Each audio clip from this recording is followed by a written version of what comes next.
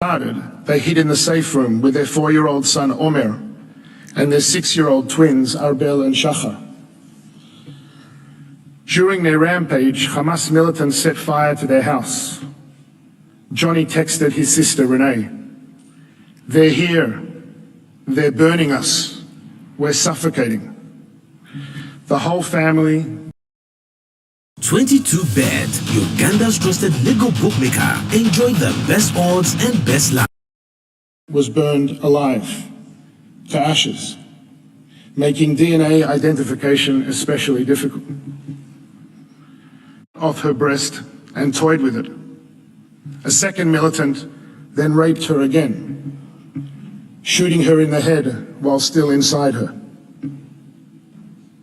In one video recorded by a home surveillance system, a Hamas militant throws a grenade into a safe room where a father and his 2 sons have rushed to hide.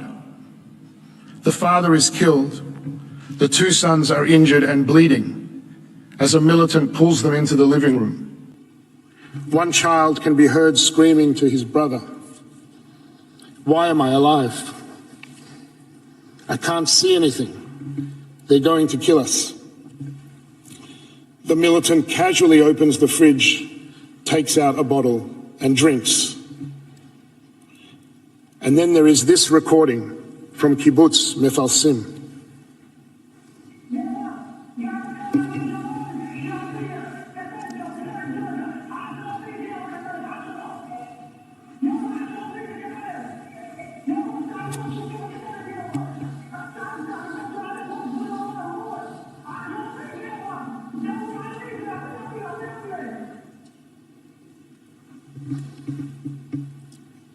As stated, none of these atrocities absolve Israel of its obligations under the law.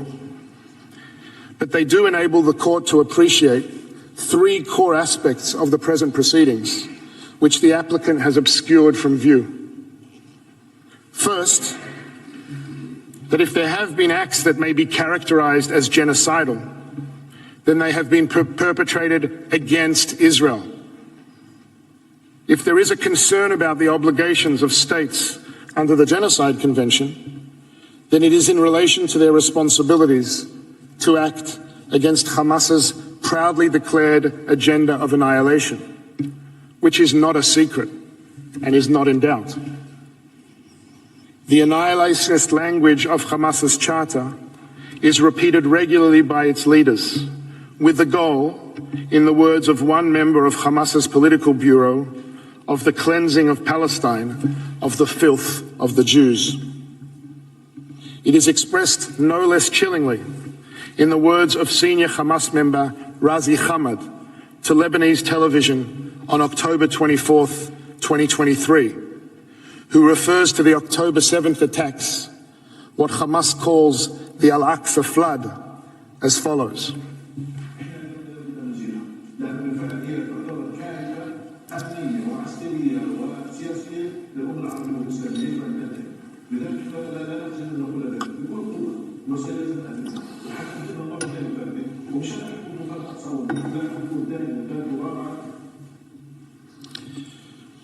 In the continuation of this interview, Hamad is asked, "Does that mean the annihilation of Israel?" "Yes, of course," he says. "The existence of Israel is illogical." And then he says, "Nobody should blame us for the things we do. On October 7th, October 10th, October 1 millionth, everything we do is justified." End quote. Given that on October 7th, before any military response by Israel, South Africa issued an official statement blaming Israel for, quote, the recent conflagration, essentially blaming Israel for the murder of its own citizens, one wonders whether the applicant agrees.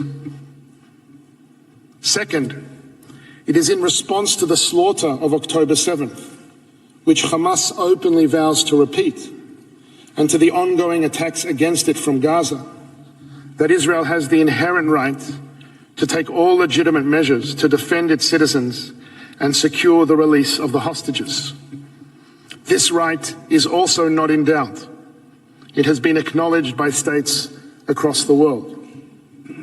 Astonishingly, the court has been requested to indicate a provisional measure calling on Israel to suspend its military operations. But this amounts to an attempt to deny Israel its ability to meet its obligations to the defense of its citizens, to the hostages, and to over 110,000 internally displaced Israelis unable to safely return to their homes.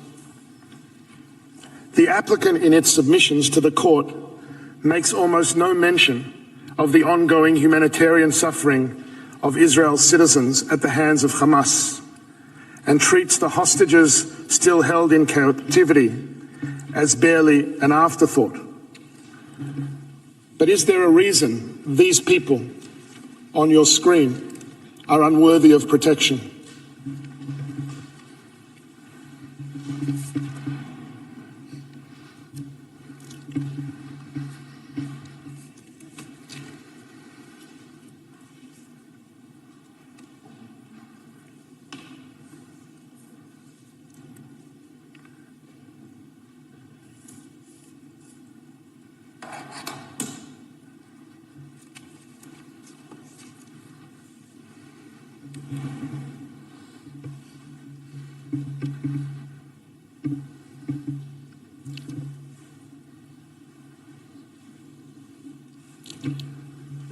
Hamas is not a party to these proceedings. The applicant, by its request, seeks to thwart Israel's inherent right to defend itself, to let Hamas not just get away with its murder literally, but render Israel defenseless as Hamas continues to commit it. Yesterday, counsel for the applicant made the astonishing claim that Israel was denied this right, and as a matter of fact should not be able to protect itself from Hamas's attacks. But allow me to draw attention to these words written by Professor Vaughan Lowe.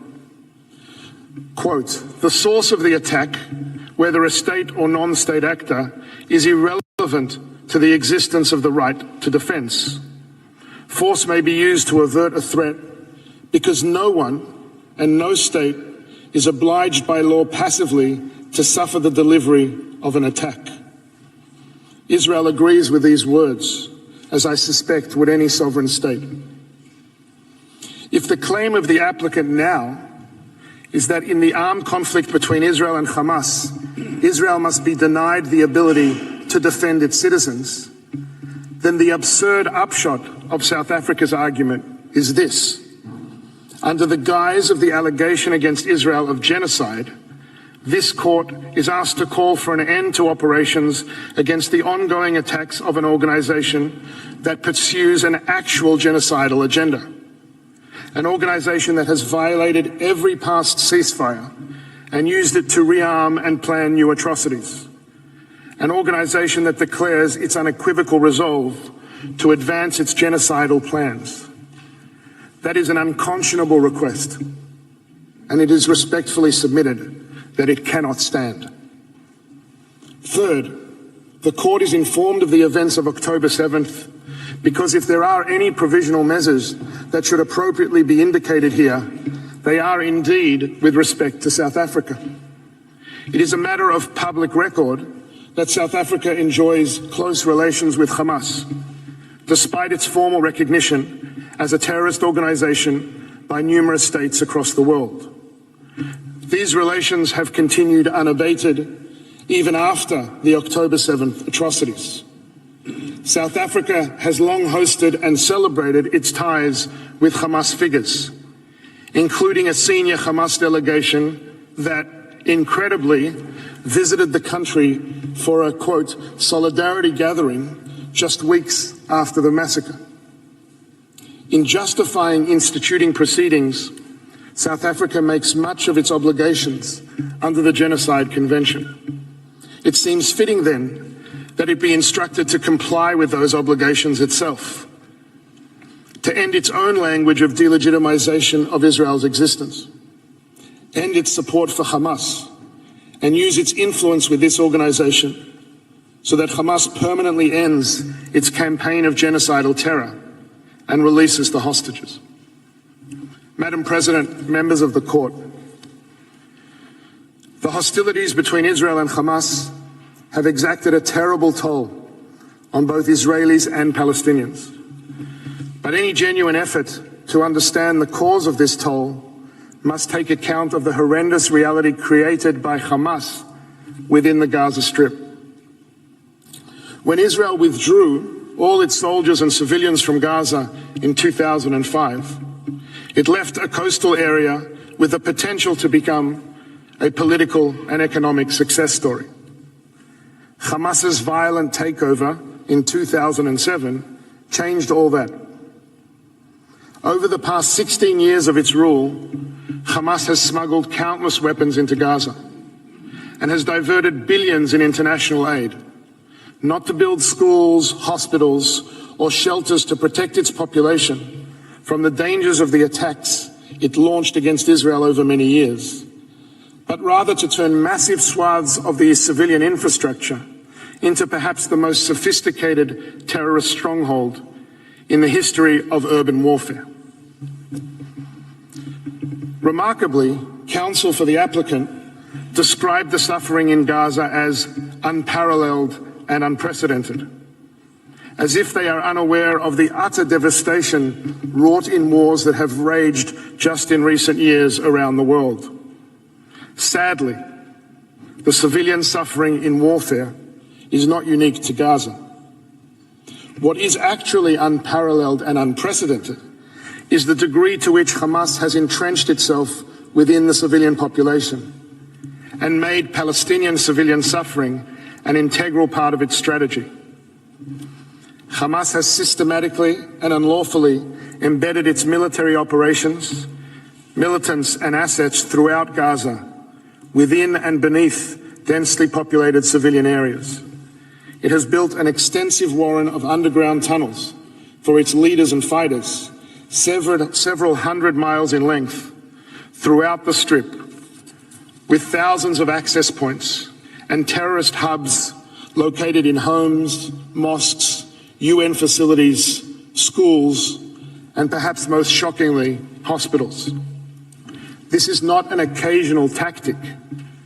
It is an integrated, pre-planned, extensive, and abhorrent method of warfare, purposely and methodically murdering civilians, firing rockets indiscriminately, systematically using civilians' sensitive sites and civilian objects as shields, stealing and hoarding humanitarian supplies, allowing those under its control to suffer so that it can fuel its fighters and terrorist campaign. The appalling suffering of civilians, both Israeli and Palestinian, is first and foremost the result of this despicable strategy. The horrible cost of Hamas not only failing to protect its civilians, but actively sacrificing them for its own propaganda and military benefit. And if Hamas abandons this strategy, releases the hostages, lays down its arms, the hostilities and suffering would end. Madam President, members of the court, there are many distortions in the applicant's submission to the court, but as shall be demonstrated by counsel, there is one that overshadows them all. In the applicant's telling, it is almost as if there is no intensive armed conflict taking place between two parties at all. No grave threat to Israel and its citizens. Only an Israeli assault on Gaza. The court is told of widespread damage to buildings, but it is not told, for example, how many thousands of those buildings were destroyed because they were booby-trapped by Hamas. How many became legitimate targets because of the strategy of using civilian objects and protected sites for military purposes? How many buildings were struck by over 2,000 indiscriminate terrorist rockets that misfired and landed in Gaza itself? The court is told of over 23,000 casualties, as the applicant repeats, as many have, unverified statistics provided by Hamas itself, hardly a reliable source. Every civilian casualty in this conflict is a human tragedy that demands our compassion. But the court is not told how many thousands of casualties are in fact militants, how many were killed by Hamas fire, how many were civilians taking direct part in hostilities, and just how many are the result of legitimate and proportionate use of force against military targets, even if tragic. And the court is also told of the dire humanitarian situation in Gaza. But it is not told of Hamas's practice of stealing and hoarding aid. It is not told of the extensive Israeli efforts to mitigate civilian harm, of the humanitarian initiatives being undertaken to enable the flow of supplies and provide medical attention to the wounded. The applicant purports to describe the reality in Gaza, but it is as if Hamas and its total contempt for civilian life just do not exist as a direct cause of that reality. Hamas is widely estimated to have over 30,000 fighters and is known to bring minors no older than 15 or 16 into its ranks. They are coming for us. But in South Africa's telling, they have all but disappeared. There are no explosives in mosques and schools and children's bedrooms, no ambulances used to transport fighters, no tunnels and terrorist hubs under sensitive sites, no fighters dressed as civilians, no commandeering of aid trucks, no firing from civilian homes, UN facilities, and even safe zones. There is only Israel acting in Gaza. The applicant is essentially asking the court to substitute the lens of armed conflict between a state and a lawless terrorist organization with the lens of a so-called genocide of a state against a civilian population. But it is not offering the court a lens. It is offering it a blindfold. Madam President, members of the court, the nightmarish environment created by Hamas has been concealed by the applicant, but it is the environment in which Israel is compelled to operate. Israel is committed, as it must be, to comply with the law, but it does so in the face of Hamas's utter contempt for the law. It is committed, as it must be, to demonstrate humanity, but it does so in the face of Hamas's utter inhumanity. As will be presented by counsel, these commitments are a matter of express government policy, military directives, and procedures. They are also an expression of Israel's core values. And, as shall also be shown, they are matched by genuine measures on the ground to mitigate civilian harm under the unprecedented and excruciating conditions of warfare created by Hamas. It is plainly inconceivable, under the terms set by this very court, that a state conducting itself in this way, in these circumstances, may be said to be engaged in genocide, not even prima facie. The key component of genocide, the intention to destroy a people in whole or in part, is totally lacking. What Israel seeks by operating in Gaza is not to destroy a people, but to protect a people, its people, who are under attack on multiple fronts, and to do so in accordance with the law, even as it faces a heartless enemy determined to use that very commitment against it.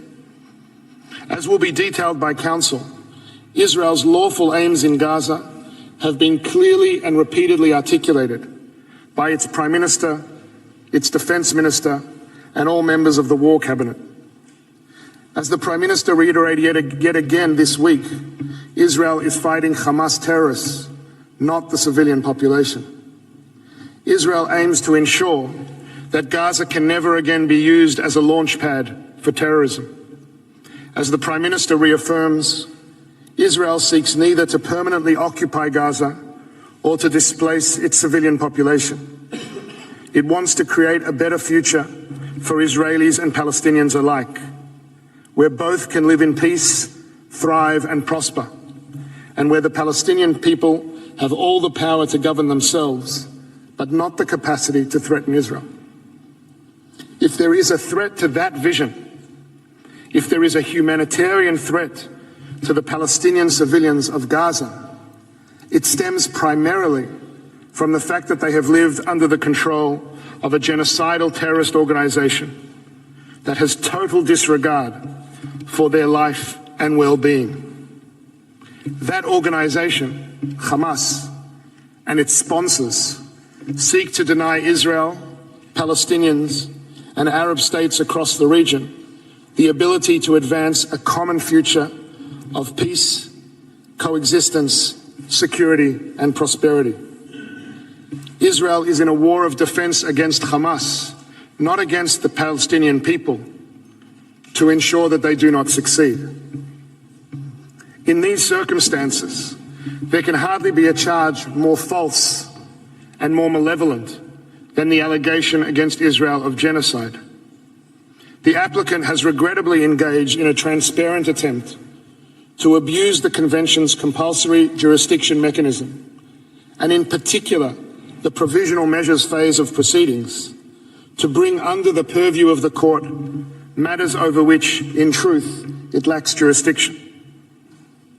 Madam President, members of the court, the Genocide Convention was a solemn promise made to the Jewish people and to all peoples of never again.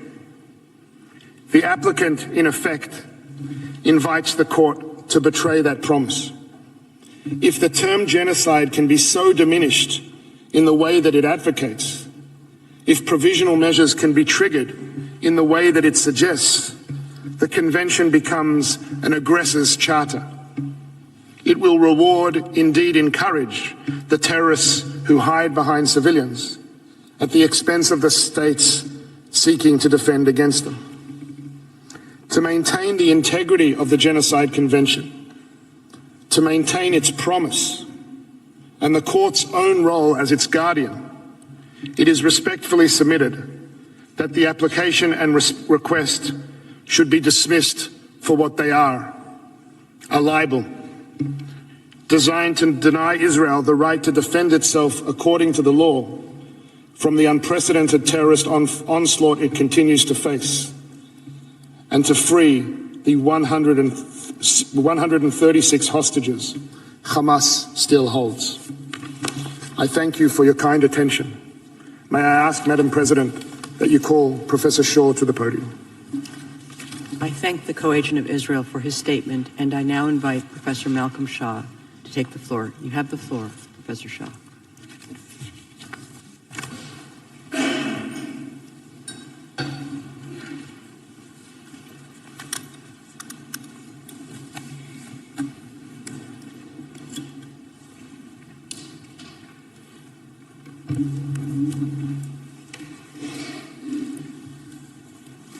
Madam President and members of the court, it is a great honour to appear before you again and a privilege to appear on behalf of the State of Israel.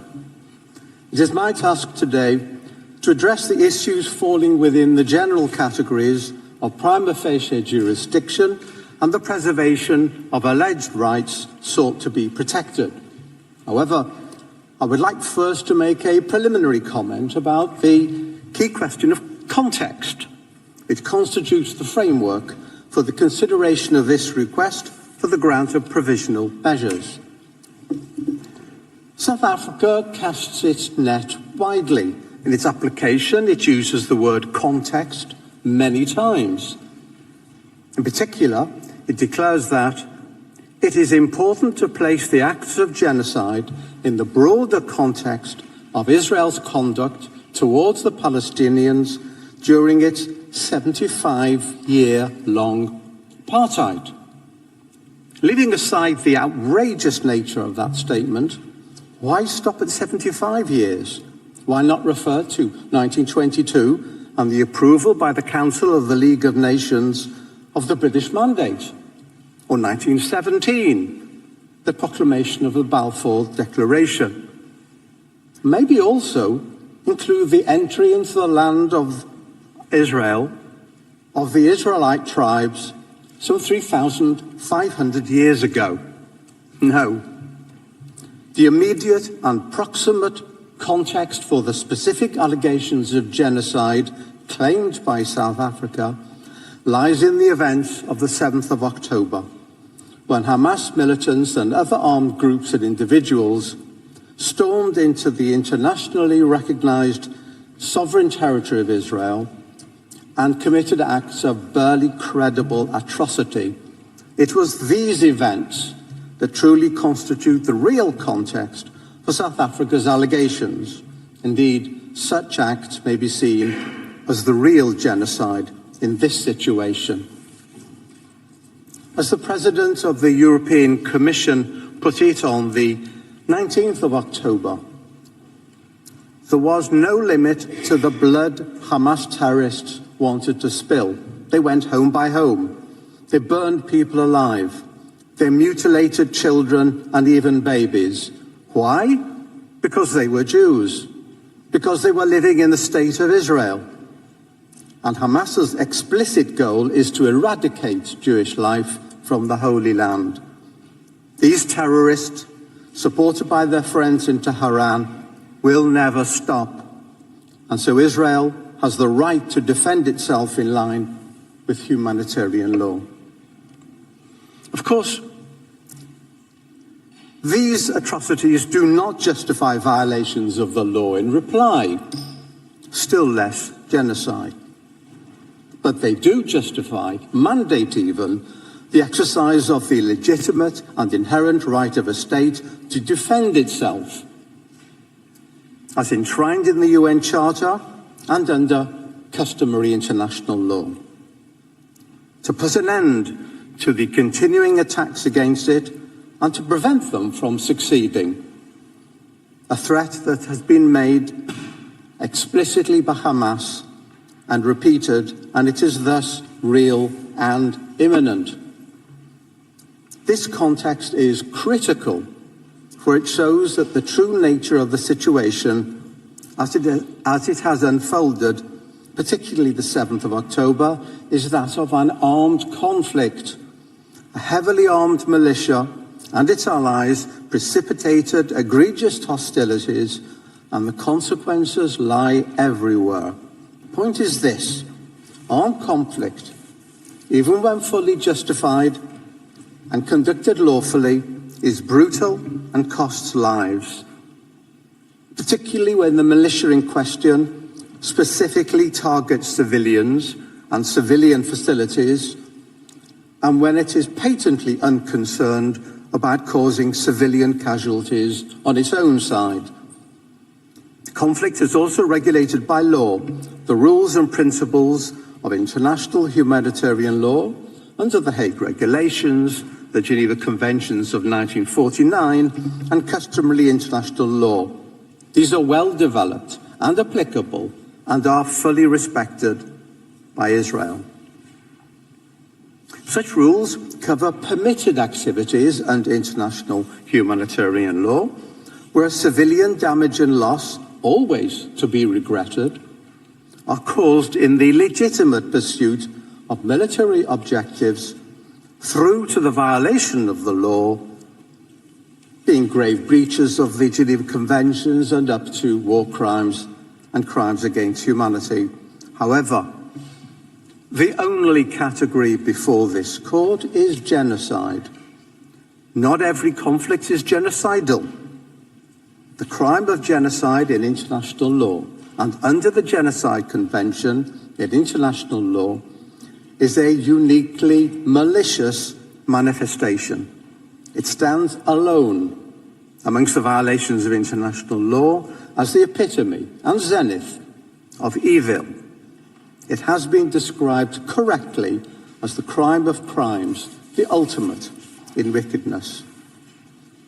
Indeed, the court itself emphasized in its order of the 2nd of June 1999 that the threat or use of force cannot in itself constitute an act of genocide within the meaning of Article 2 of the Geneva Convention, and particularly instant bombing, as lacking the element of intent in the circumstances.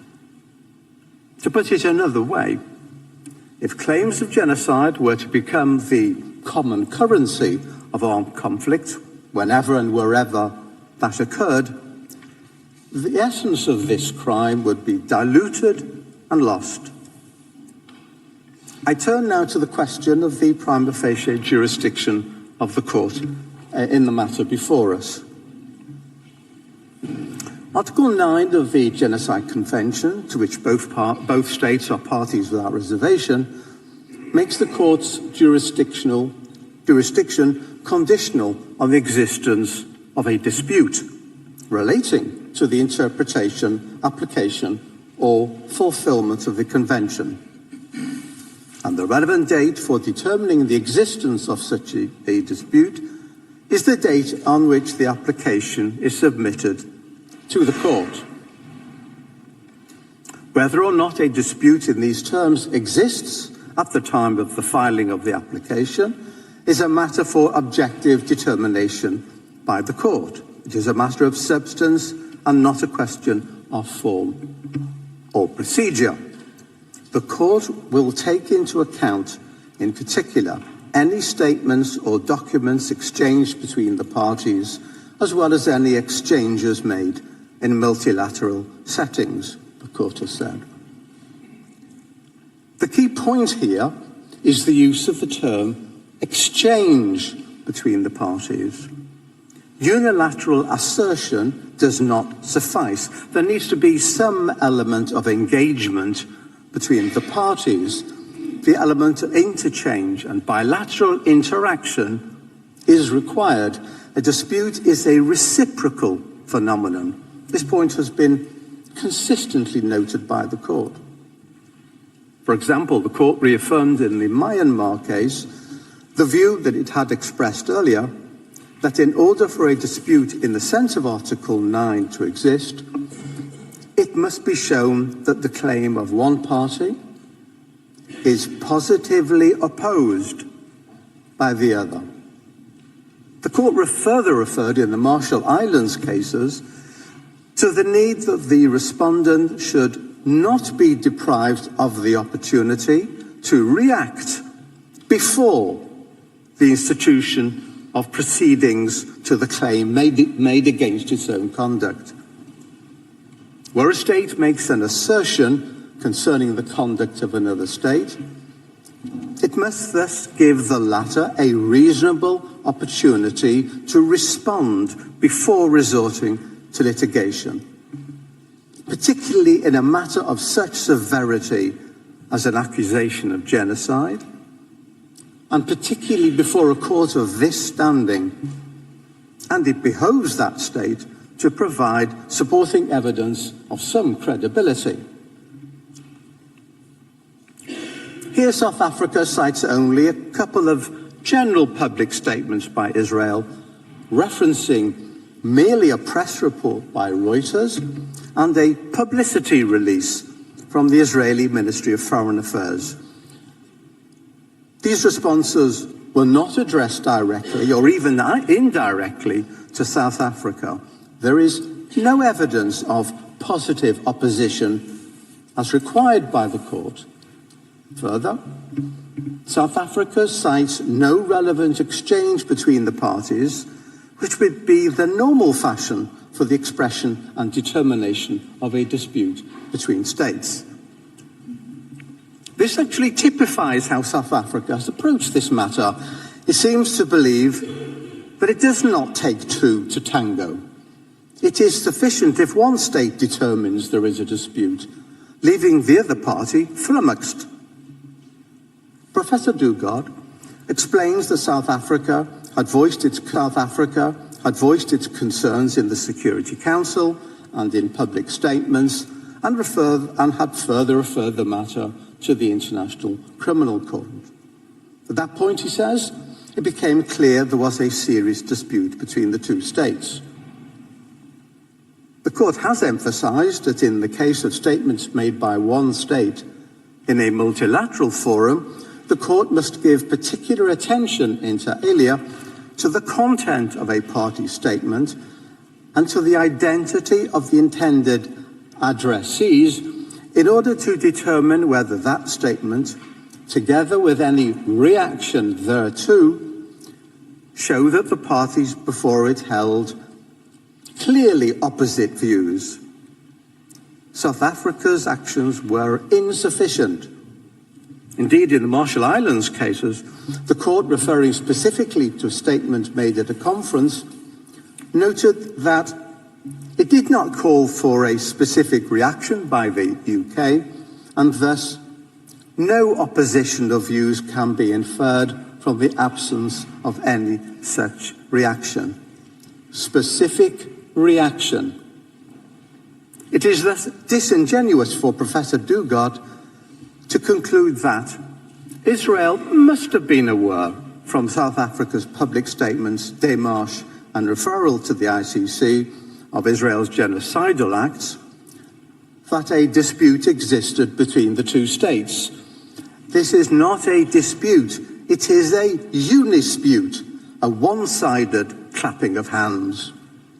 Professor Dugard perhaps tries to retrieve the situation by declaring that special considerations apply to the existence of disputes concerning Article 9, without telling us what those conditions could possibly be.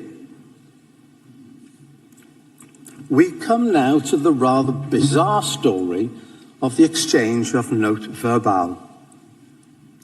Professor Dugard would have us believe that such exchanges are merely a matter of courtesy of little real consequence. This is not the normal understanding of such notes and their importance in international relations, but he says this for a reason, as we shall see. South Africa instituted proceedings against Israel on the 29th of December.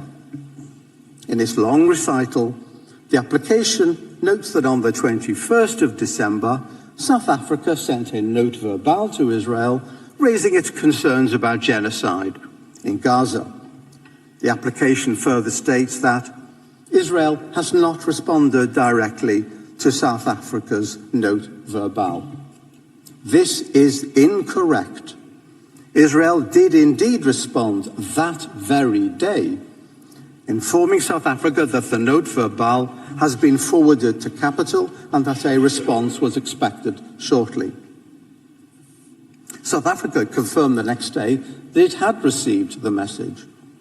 On the 26th of December, the Director General of Israel's Ministry of Foreign Affairs proposed to his counterpart in the Department of International Relations and Cooperation of South Africa by text to schedule a meeting at his earliest convenience in order to discuss the issues raised. On the 27th of December, the embassy sent to South Africa by email a note verbal suggesting a meeting of respective Directors General at the earliest convenience in order to discuss the issues raised. An attempt by the embassy to hand-deliver the note was refused due to a national holiday, and the South African Department of International Relations specifically advised the embassy on the 28th of December to hand-deliver the note on the 2nd of January. The application was instituted on the 29th of December. This was an attempt by the State of Israel in good faith to open a dialogue and discuss South Africa's concerns. However, not only was this ignored at the relevant time, but South Africa proceeded to institute proceedings the following day and declared in its application that no reply had been received to its note verbal, which was patently not the case. Perhaps realizing the effect of this, South Africa, with some haste, sent a note verbal on the 4th of January, which essentially just repeated the contents of the note of the 21st of December, but it explained the following day in a letter to the registrar that the Israeli note had not been received by the appropriate team. Israel has proof of receipt. It also stated that the dispute is plainly not capable of resolution by way of a bilateral meeting. Nevertheless, it suggested to hold a meeting the next morning. Israel replied the next morning, expressing surprise that South Africa had instituted proceedings without taking up a sincerely made offer to hold consultations, and conveying its wish for discussions to be held following the close of these oral hearings. South Africa, in a note dated the 10th of January, summarily and surprisingly, in the circumstances, said there was no point in such a meeting. Curious indeed. South Africa decided unilaterally that a dispute existed, irrespective of Israel's conciliatory and friendly response since repeated. Perhaps had South Africa taken up this offer, at the time proffered as a result of its own note, the parties may have decided there was no dispute as such to place before the court under the Genocide Convention, and that South Africa's expressed concerns over the genocide allegation would have been assuaged. We may never know. South Africa's precipitate institution of proceedings foreclosed that option. It's a point worth underlining. South Africa did not give Israel a reasonable opportunity to engage with it on the matters under consideration before filing its, no doubt, long-prepared application. One wonders whether South Africa, at the very last moment, suddenly realized that it needed to show the existence of a dispute under the terms of the Genocide Convention and proceeded to hastily formulate and dispatch a flurry of notes. The court can grant orders for provisional measures only where the provisions relied upon by the applicant appear prima facie to afford a basis on which its jurisdiction could be founded, although it need not satisfy in itself in a definitive manner that it has jurisdiction as regards the merits of the case. It's not an easy matter to determine whether a prima facie case exists. It rests between full proof and complete absence of proof, and is intended to ensure that the court functions effectively and efficiently, but there has to be something tangible in terms of the provisions in question. The provisional measures procedure is a complex instrument in that the court has to decide upon the basis of certain assumptions which may or may not be disproved at a later stage of the proceedings. This is particularly difficult in such an egregious matter as an allegation of genocide. Were understood by the,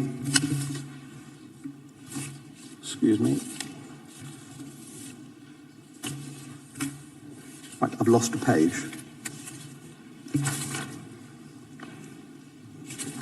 Okay. Well, the standard of proof at the merit stage is high, the court having made it clear that claims against a state involving charges of exceptional gravity must be proved by evidence that is fully conclusive. That is not the case, of course, at the provisional measures stage, but it's also not negligible.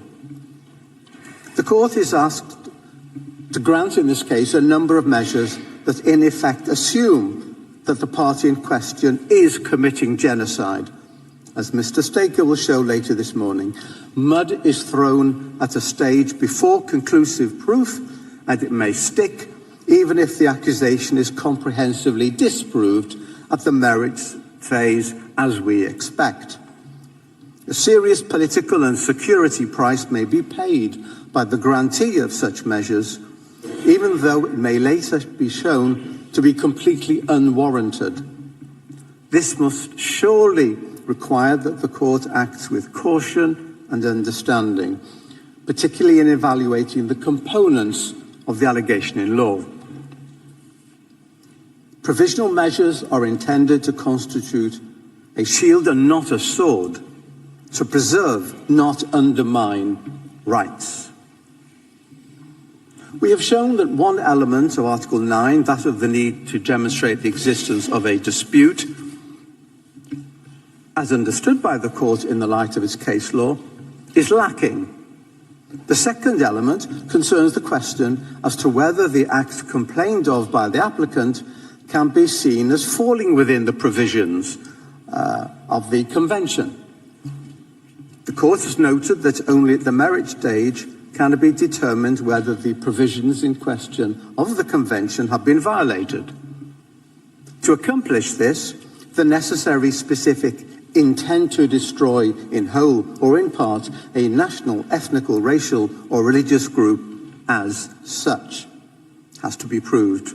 However, this cannot be read as a complete rejection of consideration of the intent criterion for current purposes.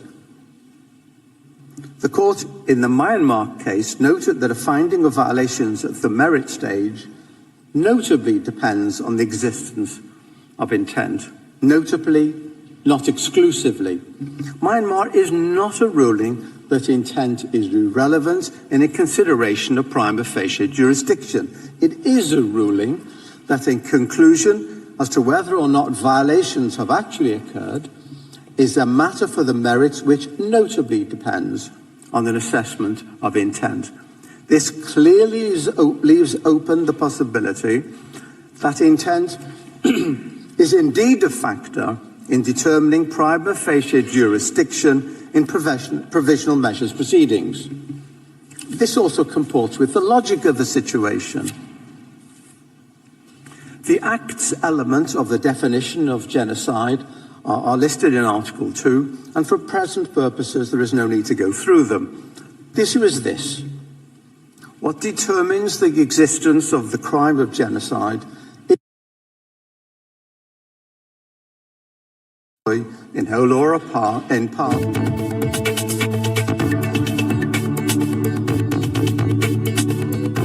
from other international law crimes, such as war crimes or crimes against humanity. To consider the act alone, as listed in Article 2, with no reference at all to the intent criterion, is thus to denude the crime of its very essence. Hamlet without the prince, a car without an engine. We are at the provisional measures phase of this case. South Africa does not have to prove that genocidal acts have been or are being committed, but it does have to show that the Genocide Convention is in play. After all, this court has no jurisdiction to consider any other alleged crimes, however serious. We are only concerned with genocide. It is indeed a difficult balance for the court. The court has stated that what is required at this stage is to establish whether the acts complained of are capable of falling within the provisions of the Genocide Convention. But the acts complained of may only be capable of falling within the provisions of the Genocide Convention if the intent is present. Otherwise, such acts cannot constitute genocide. The factor of intent colours the whole question of Article 2 acts.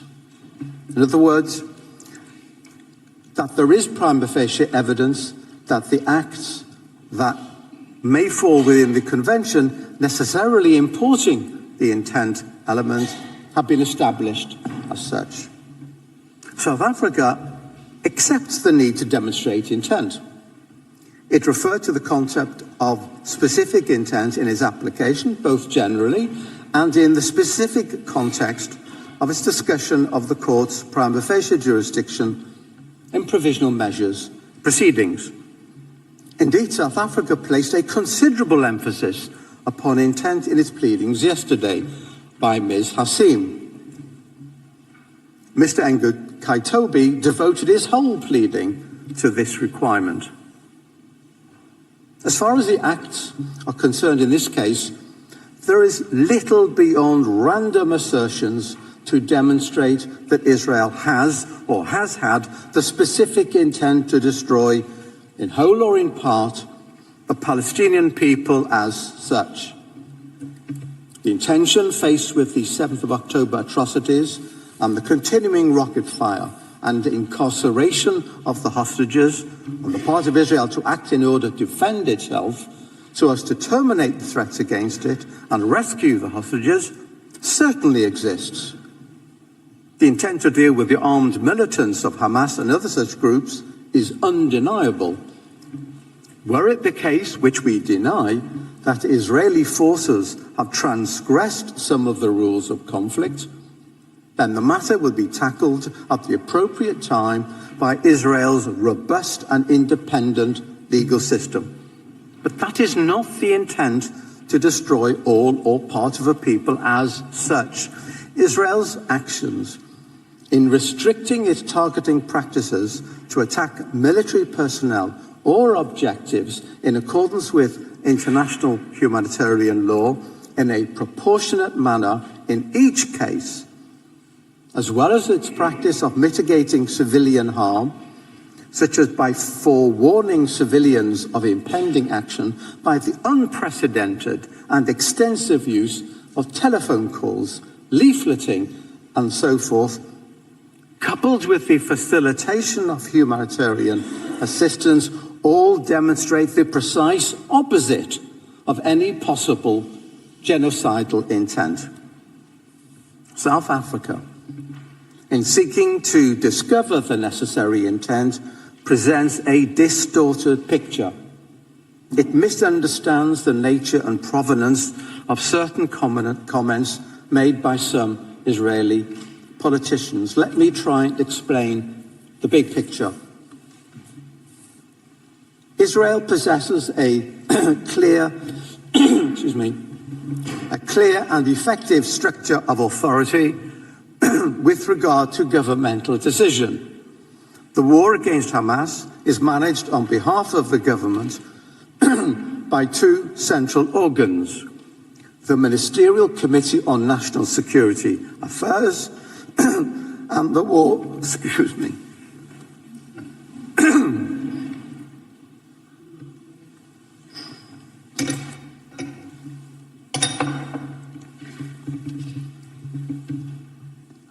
and the War Cabinet, the latter established for the purpose of managing the war by the former. These bodies make the relevant decisions regarding the war's conduct, and according to Israeli law, the decisions of the government and its committees obligate the ministers of the government in accordance with the principle of collective responsibility. It is the collective decisions of these bodies which are the binding provisions in question. The Prime Minister stands at the head of these organs, decides on the agenda of their meetings, steers their activity, and summarizes the meetings and the instructions issued therein. To make it clear, in order to determine the policy and intentions of the government of Israel, it is necessary to examine the decisions of the Ministerial Committee on National Security Affairs and the War Cabinet, and to examine whether the particular comments expressed conform or not with the policies and decisions made. Thus, to produce random quotes that are not in conformity with government policy, produced as describing, is misleading at best. Such as the statement by the Minister of Heritage, for example, who is completely outside the policy and decision-making process in the war. In any event, his statement was immediately repudiated by members of the War Cabinet and other ministers, including the Prime Minister. In tab 1A of the volume which Israel has submitted to the court, one may find numerous excerpts from internal cabinet decisions that attest to Israel's true intent throughout this war. For example, one finds the instructions from the Prime Minister in a meeting of the Ministerial Committee on National Security Affairs from the 29th of October, stating the following. 1. The Prime Minister stated time and again we must prevent a humanitarian disaster. 2, the Prime Minister indicated the possible sorts of solutions that will ensure required supply of water, food and medicine, increasing the amount of trucks entering with the necessary inspections. 3, promoting the construction of field hospitals in the south of the Gaza Strip. To re-emphasise, this is a directive to authorities, nothing less. Tab 1A contains a considerable number of similar directives, emphasising the need to avoid harm to civilians and facilitate humanitarian aid. Genocidal intent? Let me turn to the IDF. This, like every army, is a hierarchical body that operates by way of orders from superiors and is headed by the Chief of the General Staff. Remarks or actions of a soldier do not and cannot reflect policy.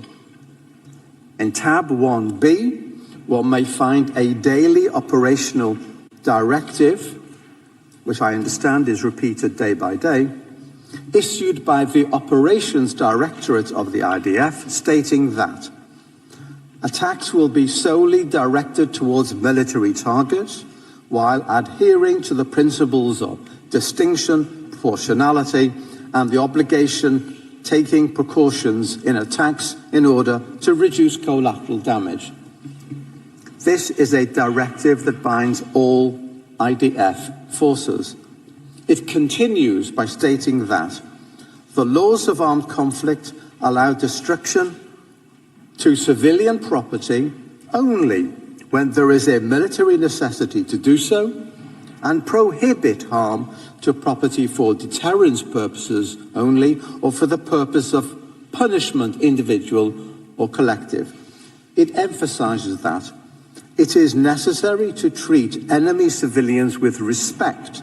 They should not be treated in a humiliating manner, and civilians should not be used for the purpose of performing activities that might put them under risk to their life or their body. This is a mandatory instruction, effective since the start of the war. Tab 1B contains many similar provisions, which are themselves only an illustration of many other such directives, orders and procedures.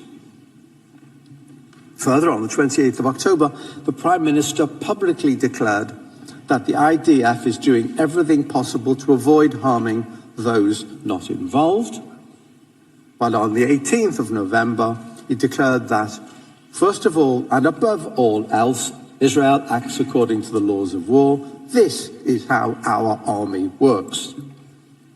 The Minister of Defence publicly stated it on the 29th of October that we are not fighting the Palestinian multitude and the Palestinian people in Gaza, and declared on the 13th of November that our war is against the Hamas terrorist organisation, not the people of Gaza. Again, the President of Israel declared on the 12th of October that we are operating militarily according to rules of international law, period, unequivocally.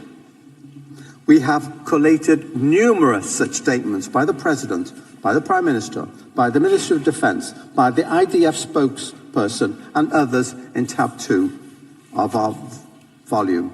Since this is such a critical part of South Africa's thesis, permit me to refer to 2 further statements by the Prime Minister. I start with the most recent, 10th of January. Israel has no intention of permanently occupying Gaza or displacing its civilian population. Israel is fighting Hamas terrorists, not the Palestinian population, and we are doing so in full compliance with international law. The IDF is doing its utmost to minimize civilian casualties, but Hamas is doing its utmost to maximize them by using Palestinian civilians as human shields. The IDF urges Palestinian civilians to leave war zones by disseminating leaflets, making phone calls, providing safe passage corridors, while Hamas prevents Palestinians from leaving at gunpoint and often with gunfire. Our goal is to rid Gaza of Hamas terrorists and free our hostages. Once this is achieved, Gaza can be demilitarized and de-radicalized, thereby creating a possibility for a better future for Israel and Palestinians alike. On 23rd of November, Prime Minister Netanyahu declared that any civilian death is a tragedy, anyone. And to avoid them, what you do is first you try and get the civilian out of harm's way. And that's exactly what we did. There are many more of the same. Any careful review of the official and binding policy decisions made by the relevant authorities in Israel since the outbreak of the war clearly evidence that such decisions lack any genocidal intent. The contrary is true. They are indicative of the consistent and relentless commitment of Israeli relevant authorities to mitigate civilian harm and alleviate civilian suffering in Gaza. Some of the comments to which South Africa refers are clearly rhetorical, made in the immediate aftermath of an event which severely traumatized Israel, but which cannot be seen as demanding genocide. They express anguish and the necessity to restore control over Israel's own territory under severe threat and safety to its citizens.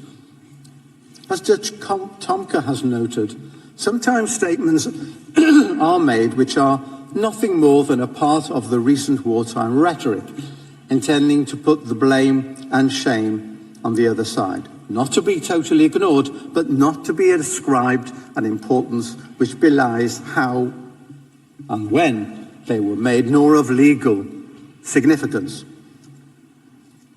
Let me refer to one further matter of some biblical moment. Yesterday, the applicant referred time and again to two statements by the Israeli Prime Minister where he said, "Remember what Amalek did to you," and attached great importance to it as part of the argument that Israel has demonstrated a genocidal intent. There is no need here for a theological discussion on the meaning of Amalek in Judaism, which was indeed not understood by the applicant. Let me just turn to the Prime Minister's statement of the 28th of October, which was partially and misleadingly quoted yesterday. He said, "We are now entering the second phase of the war, which its objectives are clear: destruction of the military and governmental capabilities of Hamas and the return of the hostages back home. In the last couple of days, I have met with our soldiers in the bases, in the field, in the north and in the south. Remember what Amalek has done to you. We remember and we are fighting. In front of our brave and hero soldiers, there is one prior mission: to defeat the murderous enemy and secure our existence in our land. The IDF is the most moral army in the world. The IDF does everything to avoid harming the uninvolved." Tab 3 lists and addresses additional examples of misleading quotes by the applicant regarding Israel's policy. It is thus our conclusion that South Africa has failed to demonstrate the prima facie jurisdiction of the court. I turn to the next issue. As the court has noted, its power to grant provisional measures has its object the preservation of the respective rights claimed by the parties in a case pending its decision on the merits. At the provisional measures stage, the court does not need to determine that such rights do actually exist in a definitive manner, but it must establish that such rights are plausible. South Africa yesterday dealt with this rather lightly. We can safely say that plausibility is an elusive concept. Simply declaring the claim rights are plausible is insufficient. The issue was addressed by Judge Greenwood in the border area case when he emphasized that What is required is something more than assertion, but less than proof. In other words, the party must show that there is at least a reasonable possibility that the right it claims exists as a matter of law and will be adjudged to apply to that party's case. He later discussed this in terms of a reasonable prospect of success. What is clear is that the court has sought to tie plausibility to particular treaty provisions or to general rules of international law. The court has also considered claims of fact in this context as well as law, such as the finding as to whether Equatorial Guinea plausibly used the building at 42 Avenue Foch for diplomatic purposes. In this case, the court did not limit itself to considering whether the applicant plausibly held the right in question under international law, but extended the field of inquiry to include consideration as to whether it was plausible that the respondent had breached the rights in question. This approach appears also in Ukraine and Russia, where the court concluded that, on the basis of the evidence presented by the parties, it appears that some of the acts complained of by Ukraine fulfill this condition of plausibility. In other words, the court was prepared to consider not only the question of the plausibility of rights,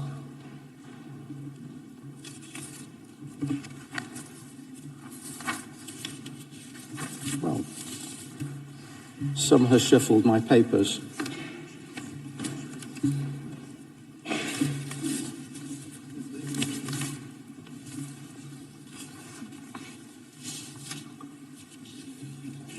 Well,